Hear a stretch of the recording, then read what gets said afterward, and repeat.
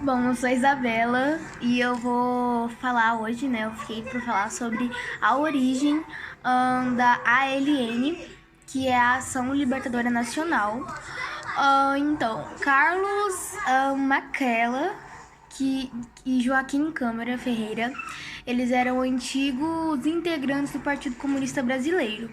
E em 1967, após a criação da OLAS, que era uma organização latino-americana de solidariedade, era uma organização latino-americana de solidariedade, que significava essa OLAS.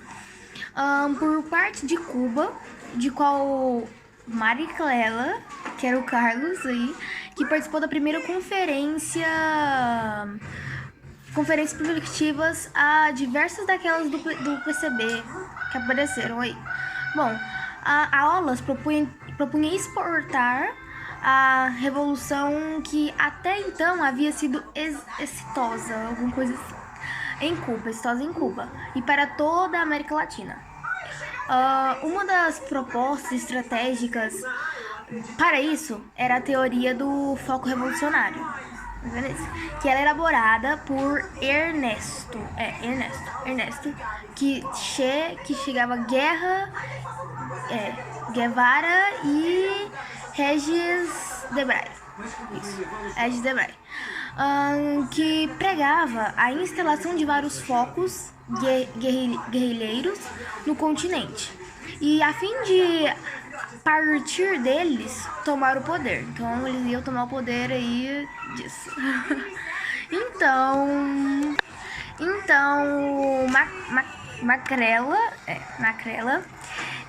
e o Joaquim Câmara Ferreira, né, e os outros membros do PCB, influenciados pelos teóricos cubanos, decidiram romper com a perspectiva legalista democrática do partido e formar uma descendência com vistas ao início imediato do combate armado. Então eles queriam ter essa descendência com vista ao início imediato do combate armado.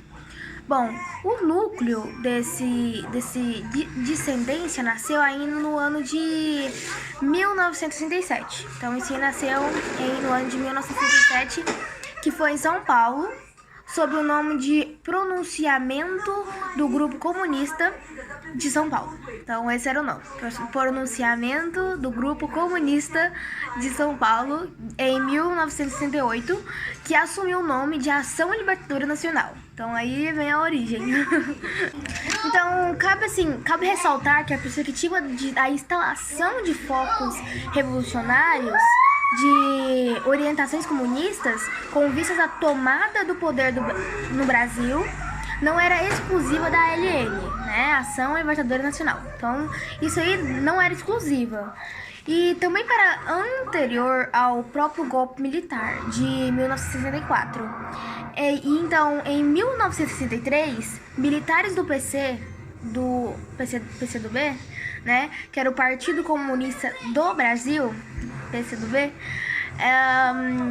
e da AP, alguma coisa assim. AP significa Ação Popular, mais ou menos isso. Que receberam treinamento militar na Academia Militar de Pequim, que foi na China, que é o país que também havia feito a sua revolução dentro da perspectiva comunista, né? E que tinha estratégias de foco revolucionários semelhantes às de Che, que era o Guevara. É mais ou menos isso. O que foi a Ação Libertadora Nacional?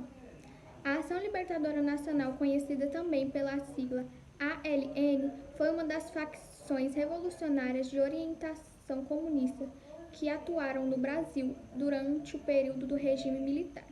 As facções duraram de 1964 até 1985. Valendo-se dos métodos da guerrilha urbana, como assaltos, sequestros e ações terroristas, a ALN, que tinha como principal comandante Carlos Marighella, foi formada em 1968, a partir de uma dissidência do Partido Comunista Brasileiro. Além de Marighella, outros dois importantes comandantes da facção foram Carlos Joaquim Câmara Ferreira e Carlos Eugênio da Paz. Então, eu vou falar sobre o terrorismo segundo a ALN, um dos precursores das estratégias revolucionárias do século XX, o terrorismo.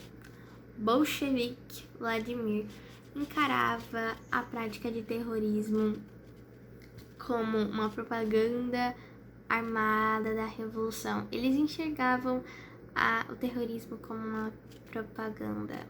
Uma coisa que não tem muito a ver, porque a ideia de terrorismo para eles é totalmente diferente do que o terrorismo é em si. Então, calma. As ações terroristas sempre estiveram relacionadas com as atividades revolucionárias, com revolucionar, fossem elas anarquistas, nacionalistas, comunistas. A ALN, em seu programa, deixa claro que todos nós somos guerrilheiros, terroristas e assaltantes, e não homens que dependem de votos de outros revolucionários ou de quem quer que seja para se desempenharem do dever de fazer a revolução. Então, basicamente, eles enxergavam a revolução como propaganda e algo que eles enxergavam o terrorismo como propaganda e algo que fazia parte da revolução. Ok. É isso. O resto a Elza vai falar. Carlos Marighella, que escreveu o mini manual do guerrilheiro urbano, desenvolveu um tópico advogando pela prática do terrorismo como arma defensiva para o revolucionário. Segue abaixo o que está escrito no tópico. O terrorismo é uma ação usualmente envolvendo a colocação de uma bomba ou uma bomba de fogo de grande poder destrutivo, o qual é capaz de infligir perdas irreparáveis ao inimigo. O terrorismo requer uma guerrilheira urbana tenha um conhecimento teórico e a prática de como fazer explosivos. O ato do terrorismo foi a facilidade aparente na qual se pode realizar, não é diferente dos outros atos de guerrilha urbana e ações no qual o triunfo depende do plano e da determinação da organização revolucionária.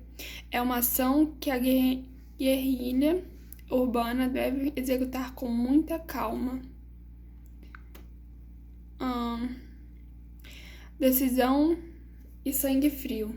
Ainda o terrorismo geralmente envolve uma explosão a casos no qual o poder pode ser realizado uma execução ou incêndio sistemático de instalações, propriedades, depósitos norte-americanos, fazendas e etc. É essencial assinalar a importância dos incêndios e da construção de bombas incendiárias como bombas de gasolina na técnica de terrorismo revolucionário.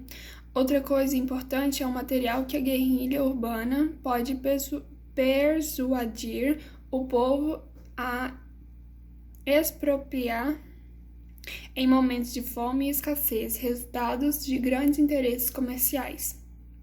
O terrorismo é uma arma que o revolucionário não pode abandonar.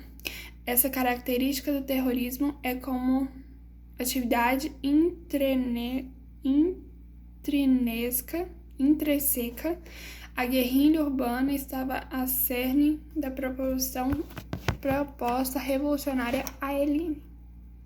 Então, gente, eu sou a aluna Giovana Monteiro e eu vou estar falando sobre a democracia revolucionária. Bem, nós sabemos que, em linhas gerais, a democracia significa o exercício do poder político por parte do povo. O termo democracia revolucionária ele era empregado pelo grupo que ia de encontro ao centralismo democrático, ou seja, ele era desenvolvido pelos bolcheviques durante a Revolução Russa. E ele também era incorporado pelos partidos comunistas de outros lugares, ou seja, ele não era só exercido naquela sociedade, naquela parte ou então naquele período.